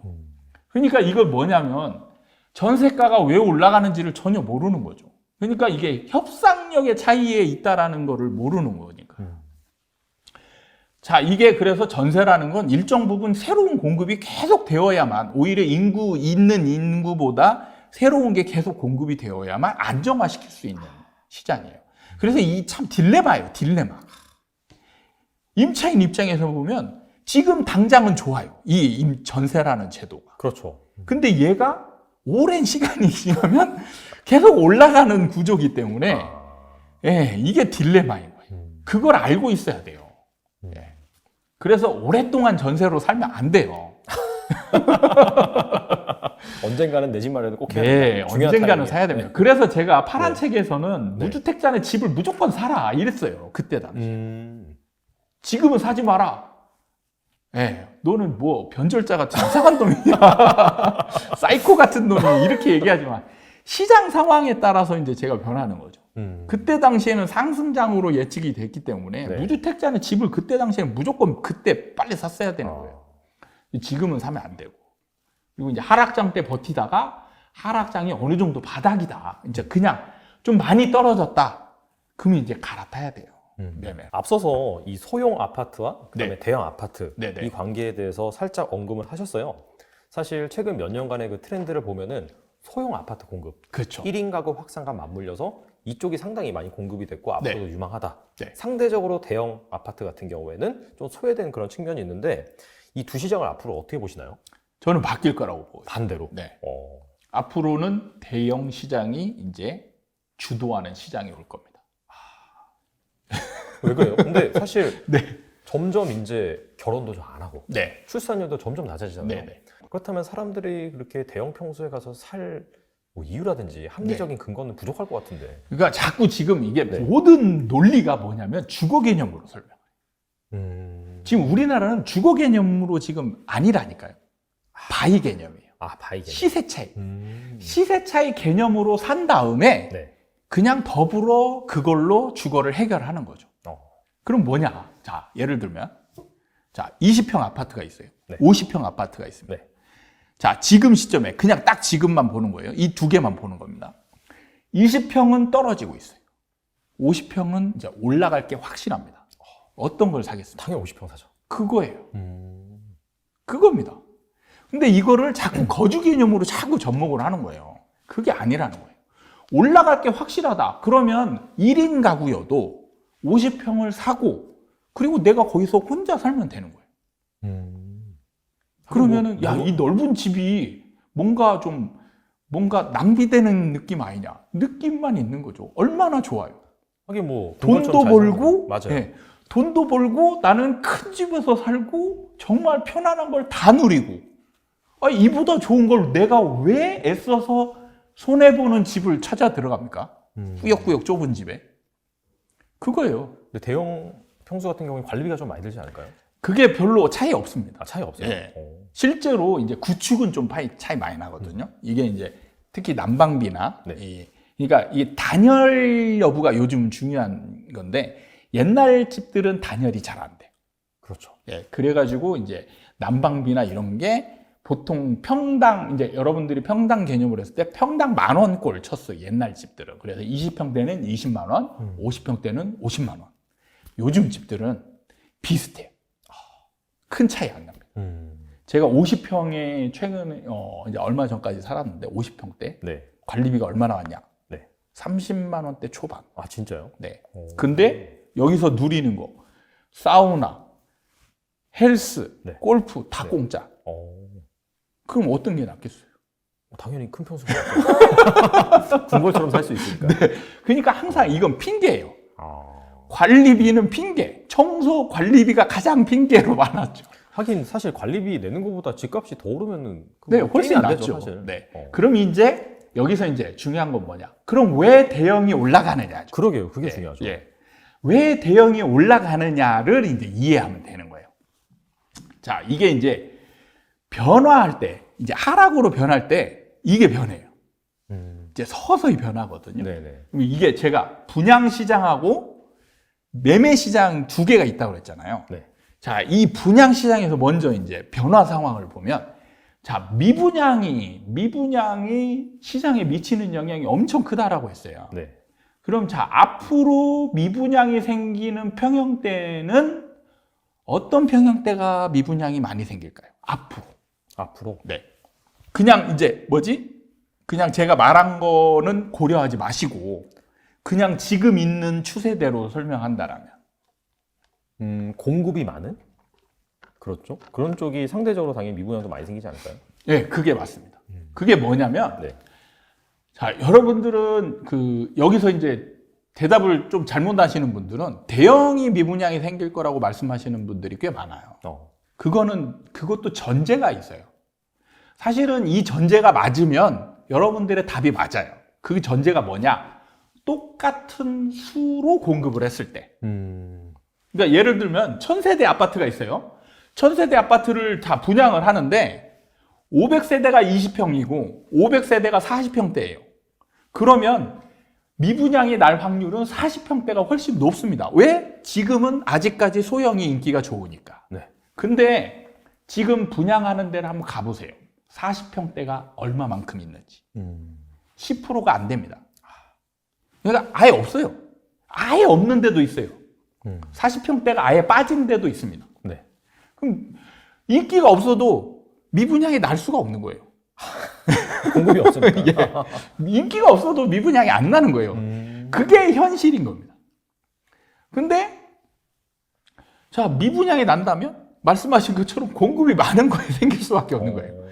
지금 팔고 있는 것 중에 안 팔리는 게 생기잖아요. 아무리 인기가 좋아도 네. 결국엔 그 인기가 이제 수그러들기 때문에 이제 안 팔리는 거잖아요. 그러니까 소형 평형에 이제 미분양이 집중될 수밖에 없어요. 그래서 이게 시간이 흘러가잖아요. 누적 개념으로 보면 대형 평형의 미분양은 거의 제로에 가깝습니다. 소형 평형은 이제 나중에 보면요. 경기도권에는 2만 세대 이상이 미분양이 생겨요. 서울도 보면 한 4천, 5천 세대 정도 미분양이 있을 겁니다. 대형은 없어요. 자, 그러면 여러분들이 이제 이런 현상을 보면 어떤 평가를 내리겠습니까? 뭔가 대형이 좋은 분위기라는 걸 느낄 수가 있겠죠. 상대적으로 여기는 미분양이 덜 생기네? 네. 라고 하면서 확실히 약간 바이 개념으로 본다라고 하면 그렇죠. 그쪽으로 쏠릴 수밖에 없겠네요. 네. 그래서 실제로 분양이 그런 흐름이 생기잖아요. 그러면 이제 그 다음 분양할 때 경쟁률이 어디가 높냐? 미분양이 없는 게 높아요. 그러면 경쟁률이 높은 쪽은 나중에 반드시 프리미엄이 생겨요. 그러면 예, 대형은 프리미엄이 서서히 생기고 소형은 미분양이 생겨서 깔아앉고 이렇게 갈라지게 되는 거예요. 그 다음 일반 시장은 또 어떤 변화가 생기느냐. 자, 떨어질 때 보십시오. 떨어질 때 지금 소형이 많이 올랐습니까? 대형이 많이 올랐습니까? 소형이 많이 올랐어요. 소형이 훨씬 많이 올랐죠. 그러면 자, 여기서 중요한 개념이 뭐냐면 전세가율이거든요. 자, 떨어질 때 떨어지는 폭을 결정해 주는 게 바로 전세가율입니다. 예, 우리나라에서는요, 일본하고 다른 양상이 보이는 가장 중요한 요인이 바로 전세예요. 일본은 80%, 90% 폭락을 했잖아요. 네. 우리나라는 80%, 90% 폭락한 역사가 없습니다. 네. 그게 바로 전세 때문에 그래요. 전세가 밑에서 하방 지지선 역할을 딱 정확히 해줘요. 전세가 밑으로 빠질 수가 없습니다. 그래서 전세가 근처에 오면 멈춰요, 하락을. 그러면 자, 전세가가 이렇게 벌어져 있는 것과 이렇게 있는 것과 어떤 게 하락폭이 클까요? 당연히 많이 벌어져 있는 게 크겠죠. 그렇죠. 그러면 떨어질 때 어떤 게 더 많이 떨어지냐? 소형이 더 많이 떨어져요. 그럼 지금 소형 같은 경우에는 전세가랑 이 매매가가 확실히 좀 많이 벌어져요. 그렇죠. 대형에 비해서. 그러니까 매매가 올라갈 때 전세가가 상대적으로 덜 올라가거든. 그래서 이렇게 벌어지게 됩니다. 네. 근데 덜 올라간 거는 완만하게 올라가면서 얘가 벌어지는 폭이 작죠. 그래서 지금 소형은 이렇게 벌어져 있고 대형은 지금 이런 상태예요. 그러면 이제 떨어질 때 대형은 상대적으로 덜 떨어져요. 그렇죠. 예. 그러면 이제 짧은 기간 떨어지겠죠. 소형은 많이 떨어지면서 긴 기간 떨어지게 돼요. 그럼 이 두 개를 딱 합쳐보면 누가 봐도 대형이 좋은 상황이 되는 거야. 하락기가 이제 끝날 무렵 정도 되면 누가 봐도 여러분이 안 사도 상관이 없어요. 아, 사지 마세요. 제가 마음에 안 들면 절대 사지 마세요. 네. 그게 맞는지 틀리는지 한번 검증해 보시래요. 네. 안 사도 올라갑니다. 그래서 대형이 올라가고 있으면 여러분은 나중에 어떤 선택을 하냐. 이제 처음에 얘기했던 것처럼 올라가는 것과 떨어지는 게 있어요. 그러면 이제 이때는 평형대 구분이 필요 없는 거죠. 올라가는 걸 사게 돼 있는 거예요. 그럼 여러분들이 굳이 떨어지는 소형을 살 필요가 없는 거예요. 그래서 2007년 이전에는 대형이 인기 좋았잖아요. 네. 대형이 엄청 인기 좋았어요. 근데 그때도 실제로 그 안에 살고 있는 사람들이 2007년 이전에는 50평, 40평도 별로 인기 없었어요. 50평, 60평, 70평이 오히려 클수록 인기가 더 좋았어요. 가지고 막 정말 큰 거. 그래서 연예인들은 막 서로 다퉈가지고 막 100평대 막 이런 거. 펜트하우스 이런 데 막 들어갔었단 말이죠. 근데 이게 뭐냐? 이 안에 살고 있는 사람들이 주로 몇 사람이었냐? 2사람, 3사람이 많았어요. 저도 그때 정말 신기했습니다. 아니 이렇게 넓은데 저도 그때는 이제 거주 개념으로 갖고 있었어요. 아니 왜 이렇게 넓은 데에 두 분이서 이렇게 너무 낭비 아니에요? 그러면 그때 참 제가 진짜 지금도 기억이 나는 게 노인 두 분이 살고 있었어요. 70평에. 네. 왜 이렇게 넓은 집에 살고 계시냐 그랬더니 분가한 자녀들이 놀러 올 거 아니야. 그럼 자고 갈 방이 있어야지. 이게 이제 주 논리였어요. 처음엔 저도 그렇구나 했어요. 그렇구나. 네. 그래, 맞지. 근데 최근에 이제 몇 년 전에 소형이 정말 인기 좋을 때 노인 두 분이 이제 큰 집을 버리고 20평대를 사는 거예요. 네. 그래서 아니 왜 이렇게 좁은 집을 사세요? 그랬더니 분가한 자녀들 놀러 안 와요? 그랬더니 귀찮아 오지 말라고 그래요. 놀러 와도 네. 자고 가면 안 돼 이제. 그래서 제가 그때 딱 느낀 게 사람들은 이미 집을 정해놨구나. 정해놓고 적당한 핑계거리를 만드는구나. 그쪽에 껴맞추는 거죠. 네. 저는 그래서 1인 가구, 2인 가구가 대세일 때 소형이 올라간다. 사실 이것도 논리적으로 다 맞춰보면 안 맞는 부분이 정말 많거든요. 1인 가구, 2인 가구 때문이라면 오피스텔이나 원룸이 더 많이 올라가야 되죠. 근데 안 그렇잖아요, 지금. 지금은 그래도 20평대, 30평대가 더 많이 올라가잖아요. 네. 그러니까 논리적으로 안 맞아요. 그건 뭐냐? 그냥 꿰다 맞춘 거죠. 그래서 실제로 초창기에는 원룸형 오피스텔과 그 다음에 극소형 아파트들이 굉장히 많이 올랐어요. 초창기에는. 네. 그게 논리적으로 맞았거든요. 1인 가구, 2인 가구니까 이 사람들이 살만한 장소는 거기에 맞아서 거주 개념으로 보니까 그래서 사람들이 그쪽으로 확 몰렸어요. 그래서 진짜 1인 원룸형 오피스텔들이 진짜 막 한 2015년, 16년, 17년 이때 엄청 인기 좋았어요. 그러다가 점점 이게 방 2개, 방 3개. 그때 제가 이제 아파텔이라는 오피스텔을 팔고 있었는데 네. 정말 안 팔렸어요. 죽어도 안 사. 원룸형은 원룸형 한 6평 정도 되는 거 이거를 1억 5천. 그 다음에 크기 2배 되는 거 이거를 1억 7천에 파는데 얘는 비싸다고 안 사요. 이게 그러니까 사람들이 그냥 거기에만 몰려 있는 거야.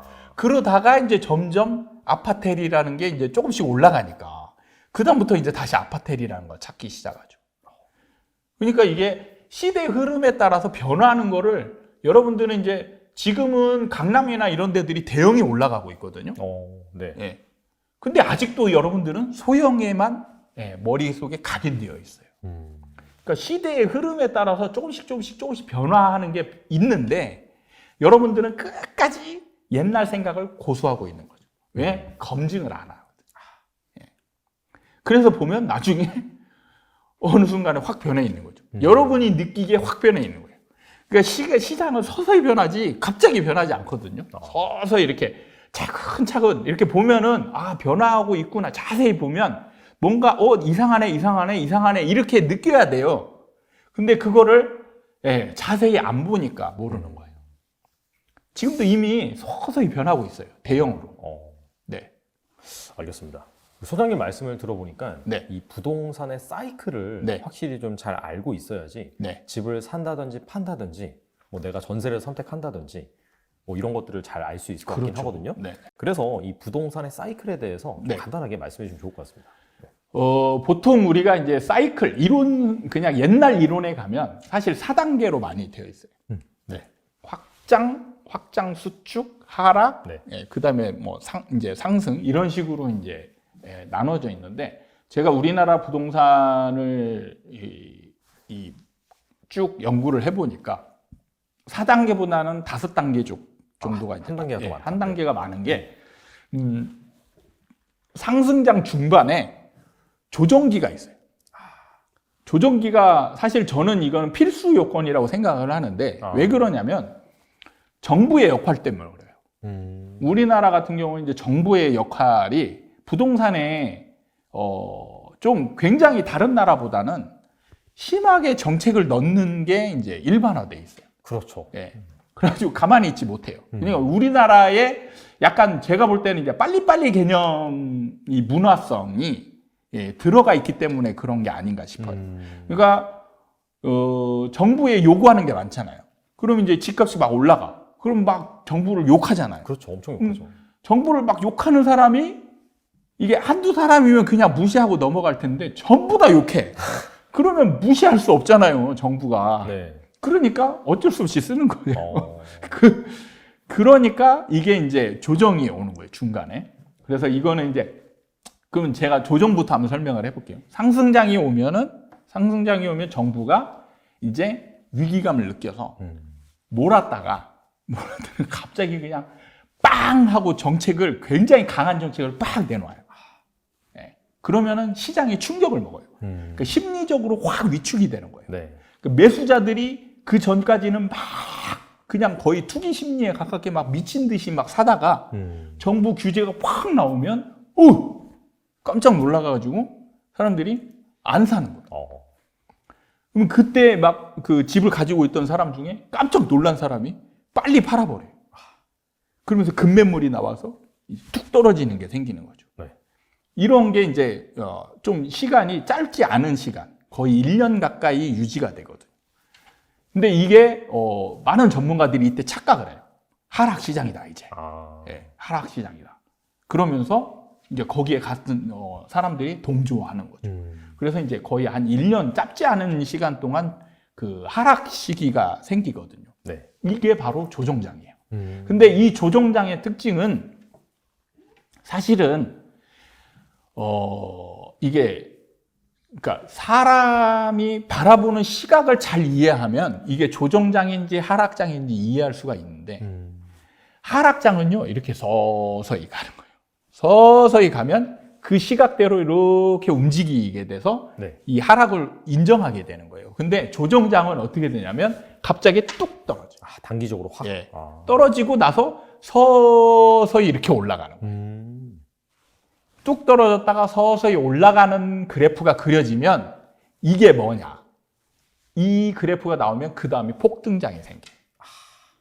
그러니까 뭐냐면 정부가 강한 규제를 낸다는 게 뭐냐면, 강한 규제를 낸다라는 거는 이 시장의 힘이 강하다라는 걸 의미하는 거죠. 그러니까 이 시장에서 지금 사람들이 집을 사고자 하는 사람들의 이 심리와 의지와 수가 어마어마하게 많은 거예요. 많기 때문에 이걸 가만히 놔두다가는 난리 나겠다 싶으니까 네. 이걸 막아야 되겠다 해서 강한 규제를 확 내놓는 거죠. 강한 규제를 확 내놨는데 그거 시장에 에너지가 이만큼 있어요. 에너지를 확 누르는 거죠. 눌러요. 그러면 이게 눌러서 없어져야 되는데 네. 없어지지 않는 거죠. 그냥 예를 들어서 풍선이라고 보면 돼요. 풍선을 강한 힘으로 확 누르면 눌리죠. 그렇죠. 예, 부피가 줄어들잖아요. 네. 근데 이 안에 있는 공기는 밀도가 어마어마하게 강해지죠. 맞아요. 그럼 이때 이제 이 누르는 힘을 탁 놓으면 붕 이렇게 튀어나가잖아요. 네. 그런 원리예요. 그러니까 시장에 에너지가 이만큼 있는데 강한 힘으로 꽉 누르는데 눌리는 거예요. 눌리는 동안에 하락하는 정도가 생기는데 이게 급매물로 이렇게 툭 나왔다가 서서히 올라가잖아요. 네. 그럼 시장 참여자들의 눈에 보이는 게 급 강화했다가 이제 서서히 하나씩 올라가는 게 눈에 보이죠. 네. 아, 시장이 이기고 있구나. 정부 규제를, 이렇게 강한 규제를 시장이 이기고 있구나. 그러면 문제가 뭐냐? 그 다음에 막을 게 없는 거예요. 하락 요인이 없는 거예요. 그러니까 악재 소멸이네요, 사실. 그렇죠. 악재가 이제 사람들의 이 마음속에서는 뭐냐? 이제 더 이상 시장을 막을 게 없는 거예요. 마지막 보루였던 정부가 강한 힘을 내니까 믿었죠. 맞아, 이 정부지 역시. 그래서 9.13 대책이 나왔을 때 실제로 모든 사람들이 믿었어요. 그래서 하락한다라고 믿었고 전문가들도 믿었고. 네. 그때 이제 제가 폭등한다라고 얘기했다가 욕을 바가지로 얻어먹고. 예. 미쳤냐, 네가. 미쳐도 단단히 미쳤구나. 지금 이 시기가 어느 때인데 정부의 규제가 이렇게 심한데 어디서 폭등을 한다고 이런 얘기가 이제 나왔던 거죠. 그게 뭐냐면 시장의 에너지가 이렇게 살아있기 때문에 네. 시장이 이렇게 올라가고 있으면 이제 더 이상 누를 게 없다라고 인지하는 순간 매수자들은 이제 폭발적으로 가서 살 수밖에 없는 거예요. 그리고 팔고자 하는 사람도 이제 그걸 알잖아요. 네. 호가를 막 올립니다. 네. 막 올리고, 그러니까 이게 옛날에는 촘촘히 막 올라갔던 게 이 이후로는 이제 폭등이 될 수밖에 없는 게 거래 하나 될 때마다 올라가는 이 금액이 네. 굉장히 커지는 거예요. 하나 거래될 때마다. 네. 그러니까 이때 이제 기울기가 거의 90도에 가깝게 이제 쫙 올라가는 거죠. 거래될 때마다. 그러니까 이런 상황이 벌어지니까 이제 폭등이 오는 거예요. 이게 이제 폭등장이고, 네. 조정장 얘기했고, 폭등장 얘기했고, 네. 그러다가 이제 최근에 얘기했던 게 여기에서 매도자들의 심리가 너무 과해가지고, 야, 이건 끝까지 올라갈 거야. 우리 아파트는 100억 갈 거야. 이제 아파트별로 다 그래요. 네. 예, 우리 아파트는 자 10억이면 20억 갈 거야. 그냥 막 올려. 매수자들은 계속 쫓아왔으니까 우리가 담합만 하면 무조건 이길 수 있어. 이런 분위기가 형성이 되죠. 그래서 과도하게 올려요. 과도하게. 그러면 이제 매수자들이 이제 더 이상 쫓아가기가 어렵습니다. 여기에는 단순히 그냥 심리만 들어가 있는 게 아니고 가격 부담, 그 다음에 그동안에 행해왔던 정부의 정책들의 누적 효과, 그 다음에 이 갭 차이, 이런 여러 가지가 접목이 돼가지고 매수자들의 이제 매수 행위를 막아버리는 거예요. 그럼 여기서 멈춥니다, 이게. 매수자들이 이때부터 안 사기 시작해요. 신기한 게 담합한 것처럼 안 사기 시작합니다. 네, 똑같아요. 그래서 정체기가 생기는 거예요. 정체기가 생기면 그 다음에 분양시장에서 미분양이 생기고 그로 인해서 하락을 합니다. 하락을 하다가 하락을 완전 가속화시키는 요인이 있어요. 그게 뭐냐면 준공 후 미분양이에요. 그러니까 미분양 상태는 뭐냐면 분양 단계, 집이 아닌 상태에서 이제 팔 때 안 팔리는 걸 얘기하거든요. 그렇죠. 그럼 이거를 이제 건설사는 3년 동안 팔아요. 집을 지을 때까지. 네네. 열심히 팝니다. 그러면 초창기에 생겼던 미분양은 다 팔려요. 아직까지 분위기가 살아있으니까. 네네. 그래서 다 팔립니다. 심지어는 막 높은 경쟁률로 팔리는 것도 있어요. 근데 이게 처음에 이 미분양, 미계약분이 생기면 그 다음 현장들에 이제 또 연달아 생겨요. 반드시 생깁니다. 네. 그리고 늘어나요. 이런 게. 그러면 이제 줍줍 현상이 없어져요. 그럼 이제 사는 사람들이 멈추죠. 그러면 이제 미분양, 미계약분이 안 팔리기 시작해요. 그럼 이게 정말 노력해도 안 팔립니다. 안 팔려요. 그게 이제 시간이 가고 입주가 다가왔어요. 입주가 다가왔는 데까지도 못 판 물건이 있는 거예요. 그럼 이런 아파트는 어떤 상황이 되냐? 마이너스 프리미엄이 생겨요. 마이너스. 분양가보다 떨어져 있다는 얘기입니다. 사실은 여러분들은 아마 분양가 밑으로 떨어진다는 걸 상상조차 못 할 거예요. 그렇겠죠. 예. 근데 예, 입주 미분양 상태가 되면 마이너스 프리미엄. 진짜 이 분양가보다 밑에 떨어진 가격이 형성이 됩니다. 그러면 이때 이제 잔금 치를 때 난리가 나요. 이 사람이 이제 하락을 제대로 하려면 뭐가 돼야 되냐면 매도자들이 적극적으로 팔아야 떨어져요. 매수자들이 안 사는 거는 상승을 멈추는 효과밖에 없어요. 그렇겠죠. 예. 매수자들이 안 사기 시작하면 이제 나중에 필연적으로 연결되는 게 매도자들이 팔기 시작하거든요. 근데 부동산은 주식보다는 그 힘이 더 이제 강해가지고 매도자들이 잘 안 팔아요. 안 파는데 이 파는 행위를 강하게 만들어주는 요인이 이제 바로 이 미분양인데 이 미분양보다 더 심하게 팔게 만들어주는 게 바로 입주 미분양이에요. 그게 뭐냐? 공포를 만들어요. 공포. 사람들이 공포에 휩쓸리잖아요. 공포에 빠지면 이때부터는 앞뒤 잴 수가 없어요. 우리 그 코로나 처음 생겼을 때 주식시장. 장난 아니었죠. 네, 그냥 사람들이 그냥 던지기만 했잖아요. 하루에 막 10% 떨어지고 막 그랬어요. 예, 네. 그냥 뭐 미친 듯이 던졌잖아요. 네.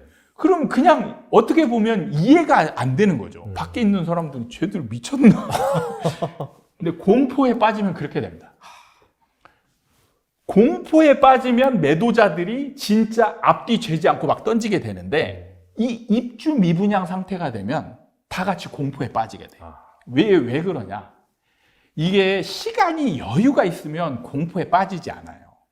시간이라는 게 정해져 있을 때, 촉박할 때 그 촉박한 시간에 뭔가를 막 세팅을 해야 되는데 안 될 때가 가장 공포스러운 거거든요. 그러니까 뭐냐면 입주할 때 입주 기간이 정해져 있어요. 그때까지 잔금을 내야 됩니다. 잔금을 안 내면 지금까지 내가 낸 돈은 모든 게 다 그냥 없어질 수 있는 거예요. 그러니까 이때까지 잔금을 마련해야 되는데 마이너스가 됐잖아요. 대출을 받아도 대출이 내가 생각했던 것보다 안 나와요. 네. 매매가 기준으로 나오니까. 전세가도 뚝 떨어집니다. 그러면은 예를 들어서 실입주자면 대출을 받아서 내가 잔금 계획을 치르고 있는데 잔금 보통 대출은 한 60% 뭐 이 정도 예상하고 가잖아요. 그러면 자기 현금을 마련할 게 한 30% 정도? 30%만 딱 마련해 놓고 이제 입주하려고 했는데 대출이 30%밖에 안 나온대. 그럼 나머지 20, 30%를 어디서 구하냐고요. 못 구하잖아요. 그럼 난리 나는 거죠. 그러면 이제 이런 사람들 중에 마이너스가 생겼으니까 그럼 내가 계약금 10%만 포기하면 되겠구나. 이런 사람들이 생기죠. 10%. 이때 10% 포기하는 건 진짜 일도 아니에요. 그런 마음 먹는. 그럼 이제 건설사한테 가가지고 나 포기할게. 정말 나 힘드니까 포기할게. 그러면 건설사에서 계약금이 공짜로 들어오는 거잖아요. 고맙습니다 하고 받아줄까요? 안 받아줘. 안 받아줘요? 네, 안 받아줘. 자기가 더 손해볼 것 같으니까? 더 손해볼 것 같은 게 아니고 더 손해봅니다. 왜냐하면 이미 이걸 판 비용은 나갔어요. 판매 수수료라고 해서 판매 비용이 있잖아요. 그렇죠. 판매 비용은 이 계약금이나 이런 거에 이제 있거든요. 그래서 판매 비용은 나가 있습니다. 광고도 해야 되고 막 하잖아요. 그렇죠. 그럼 자, 이걸 받았어요. 그럼 회사가 이걸 들고 갑니까? 팔아야 되는 거예요. 그렇죠. 건설사는 무조건 팔아야 되는 거예요. 그러면 다시 재판매를 해야 돼요. 자, 근데 봐봐요. 일반 시장에 지금 계약금 마이너스 된 매물들이 나와 있습니다. 그러면 내가 계약금 포기하고 원분양가에 회사에서 팔면 팔리겠습니까? 안 팔리죠. 안 팔리죠. 나중에 할인을 해야 돼요. 계약금 받은 만큼 깎아줘야 돼요. 그리고 여기에 판매 비용을 또 내야 돼요. 근데 안 팔렸잖아요. 지금 입주할 때까지도 안 팔렸잖아요. 앞으로도 안 팔린다는 얘기예요. 앞으로도 안 팔리면 이제 뭐냐? 저 같은 사람 있잖아요. 분양 상담사들이 많이 들어가요. 그러면 수수료가 이제 판매 비용이죠. 판매 수수료가 어마어마하게 올라갑니다. 잘 팔릴 때는요, 10억짜리 집 팔면 얼마 주는지 아세요? 얼마 줘요? 뭐 50만 원? 50만 원도 안 됩니다. 근데 제가 정말 제일 많이 비싸게 받아본 게 3,600만 원. 네. 그때는 또 10억이 아니었지 그쵸. 않았을까요? 네. 한 4억, 5억짜리 파는데 3,600. 거의 10%네? 네, 10% 가까이 받는 거예요. 안 팔리니까 판매 비용이 늘어나는 거예요. 와. 그러니까 이런 계약 포기금을 받아서 판다고 해도 기업 건설사는 무조건 더 손해인 거예요. 그러니까 이거 안 받아줍니다. 안 받아주고 그냥 소송을 가는 거예요. 네가 해결해. 그러면 그냥 이거는 해결이 안 되고 그냥 계속 가는 거예요. 그럼 나중에 이제 어느 정도 가면은 이제 건설사도 이건 못할 짓이다. 그래가지고 나중에 보면은 이제 계약금 플러스 보통 여기에 중도금이 다 들어가 있어요. 중도금이 여러분은 실제 자기 돈으로 안 들어가 있지만 여러분의 이름으로 받은 대출이 들어가 있는 겁니다. 그렇죠. 네. 그래서 여러분 책임이에요. 여러분 돈인 겁니다. 갚아야 될 돈이에요. 네. 여러분이. 그럼 이런 거를 이제 네가 짊어지는 조건으로 몇 프로? 중도금은 60%인데 이걸 다 짊어지게 하면 안 되니까 이제 합의하는 거죠. 그럼 여기서 뭐 이제 손해 보는 금액을 뭐 계약금 10%, 중도금 10% 정도. 그래서 총 20% 정도 포기하고 그렇게 이제 합의합시다. 이제 그런 사람들도 늘어나는 거죠. 그럼 이 사람 벌써 20%가 마이너스 된 거예요. 그렇죠. 네. 그리고 그동안에 속 끓이는 거. 이런 식으로 되면 이제 여기에서 만약에 집 가진 사람들이 있다. 그럼 잔금 치르기 위해서 이 집 빨리 팔아야 돼요.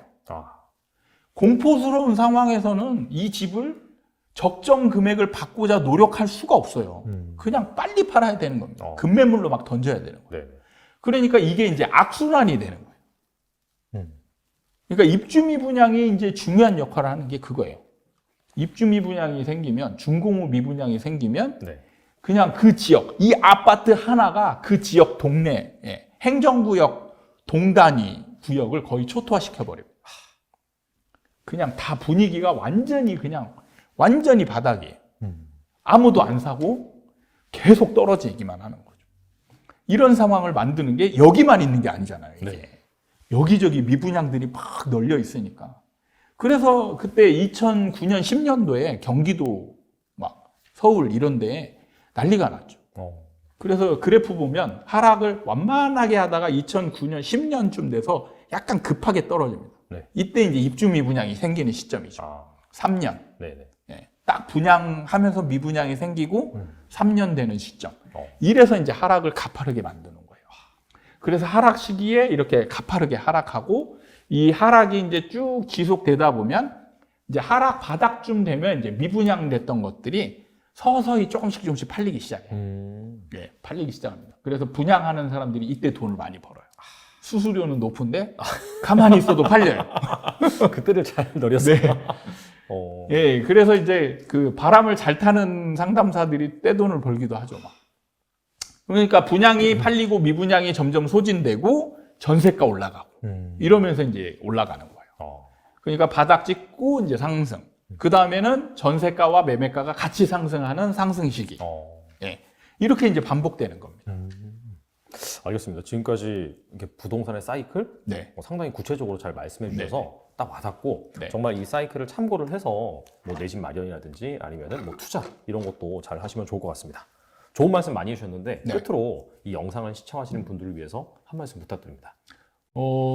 제가 드릴 말씀은 사실은 많지는 않습니다. 일단은 여기 이 영상을 보시는 분들은 약간 젊은 분들일 가능성이 좀 많다라고 보고 네. 젊은 분들은 이런 부동산에 대한 경험, 그 다음에 이론이 많지 않기 때문에 여러분들이 이제 지금 조급한 마음, 이거는 뭐냐면 이제 늦었다라고 생각할 때가 가장 위험한 때거든.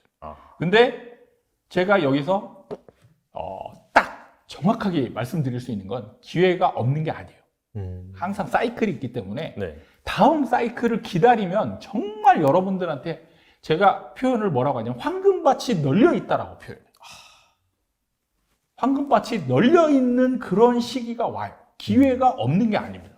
그거를 인내할 수 있는 사람은 이 황금밭이 펼쳐지는데 지금 이 조급한 마음을 잡지 못하고 뭔가를 저지르는 사람들은 이 기회가 안 오죠. 이제 그거를 명심하시고, 그 다음에 제가 이제 주식책 같은 경우도 많이 읽는데 네. 역발상 투자. 아, 맞아요. 있어요. 사실 역발상 투자가 그럴듯하지만 네. 그거는 일반인들은 절대 행할 수 없어요.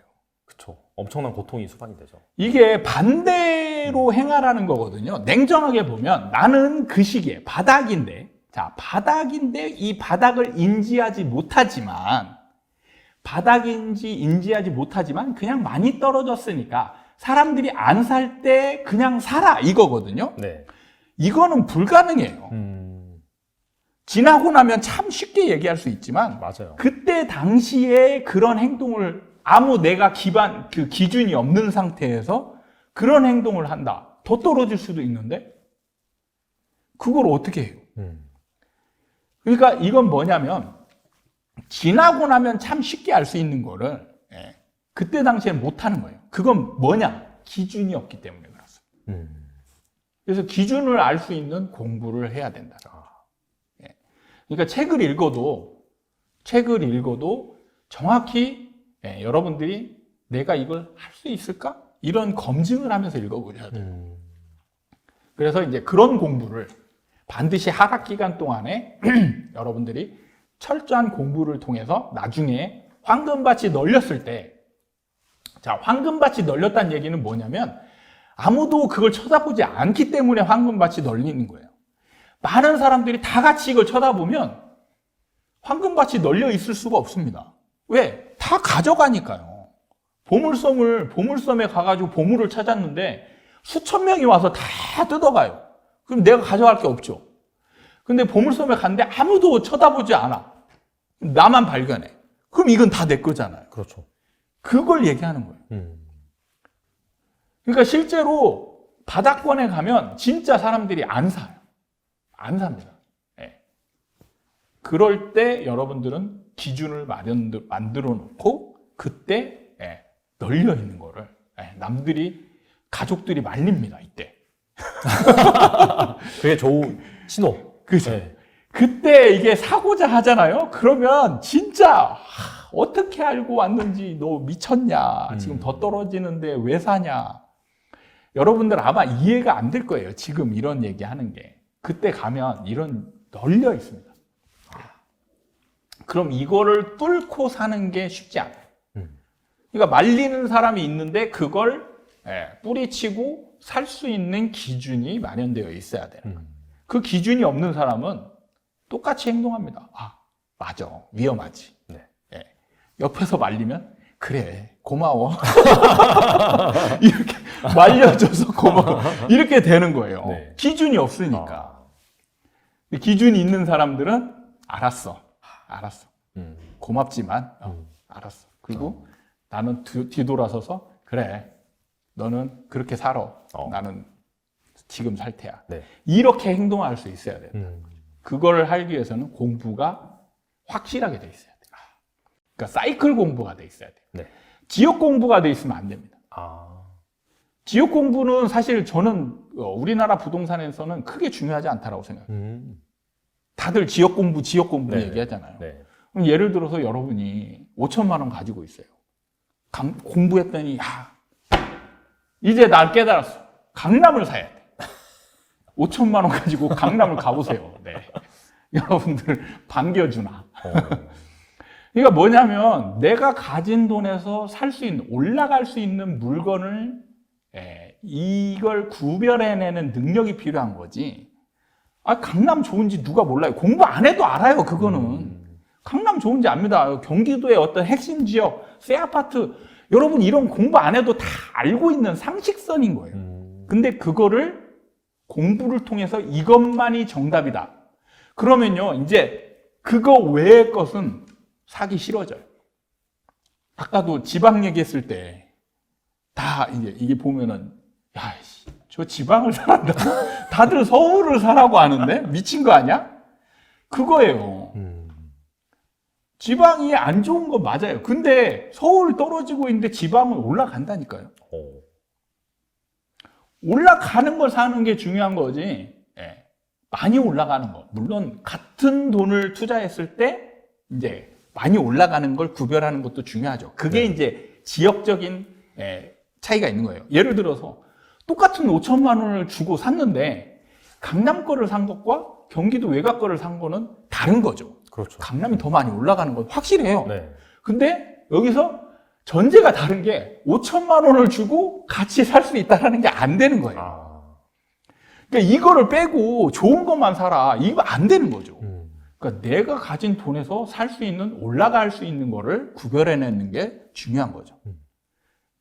그걸 하는 공부를 해야 되는 거지. 그래서 지역 공부는 별로 필요한 게 아니에요. 사이클만 알고 있으면 올라가는 시기가 되잖아요. 그러면 진짜 아무거나 사도 됩니다. 네. 썩은 빌라를 사도 돼요. 그때는. 네. 알겠습니다. 좋은 말씀 너무 감사드리고 사실 소장님과 얘기를 하기 전에 말씀을 나누기 전에는 하락론자인가 그렇게 이제 생각을 하실 수도 있었을 것 같아요. 대부분 이제 시청자분들이 하지만 그게 아니라 약간 선구자 측면에서 이렇게 말씀해 주시는 거고 자 그래서 다음에도 한번 이렇게 뭔가 변곡점이 나타났을 때나 중요한 포인트가 왔을 때 저희가 한번 다시 모셔가지고 그때 또 시장 상황 또 지혜 한번 들어보도록 하겠습니다. 지금까지 이현철 소장님 나와주셔서 감사합니다. 감사합니다.